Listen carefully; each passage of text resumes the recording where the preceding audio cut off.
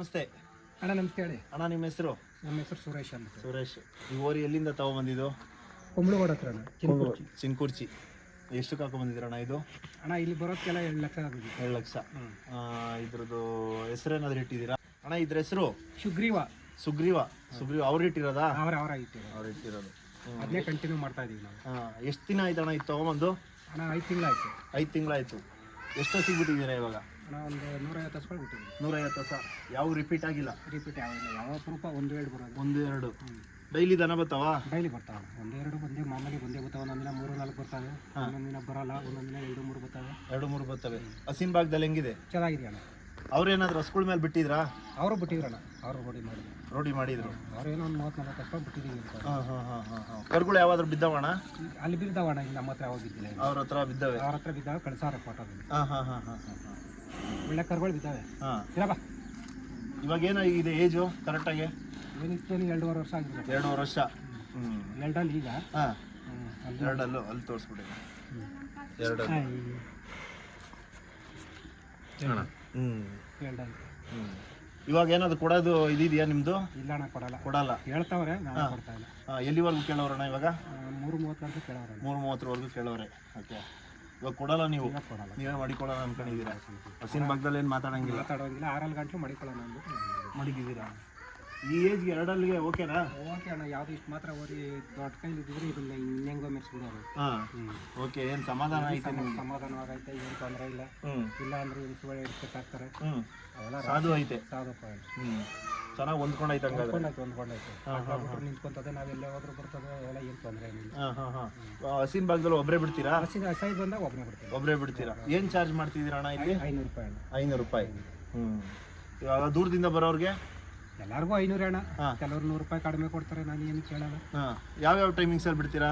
11 ಗಂಟೆ ಗಂಟಲು ಬಿಡ್ತೀವಿ. 4 ಗಂಟೆಯಿಂದ 6:30 7 ಗಂಟೆವರೆಗೂ. ಸೆಂಟ್ರಲ್ ಬೇರೆ ಕಡೆಯಿಂದ ಇವಾಗ ನಮಗೆಲ್ಲ ಆನೆಕಲ್ಲು, ಹೊತ್ತಿಬಲೆ, ಚಂದಾಪುರ ಜಾಸ್ತಿ ಬರೋದು.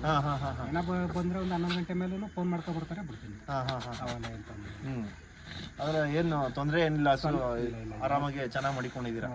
ಪಾನಿನ ಭಾಗದಲ್ಲಿ ಚೆನ್ನಾಗೈತೆ. ಏನು ತೊಂದರೆ ಏನಿಲ್ಲ. ಗಾಯ ಇದು ಅದು ಇದು ಹಸು ಆ ಥರ ಎಲ್ಲ ಏನು ಮಾಡಲ್ಲ.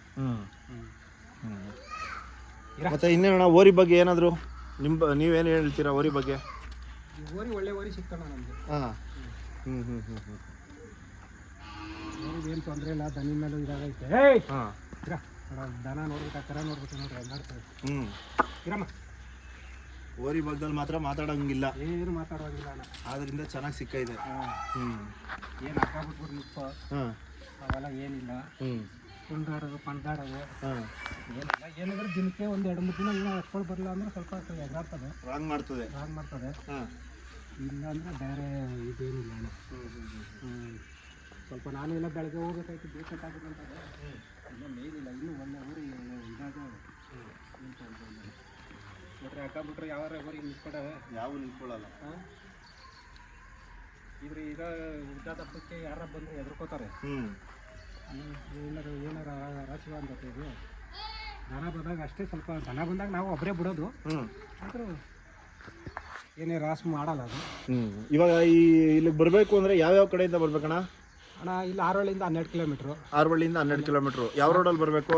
ಆನೇಕಲ್ ರೂಟು. ಆನೇಕಲ್ ರೂಟು. ನಮ್ಮೂರ ಮೇಲೆ ಹೋಗ್ಬೇಕು ಆನೇಕಲ್ಗೆ. ಬೇರೆ ರೂಟ್ ಯಾವುದಾದ್ರು?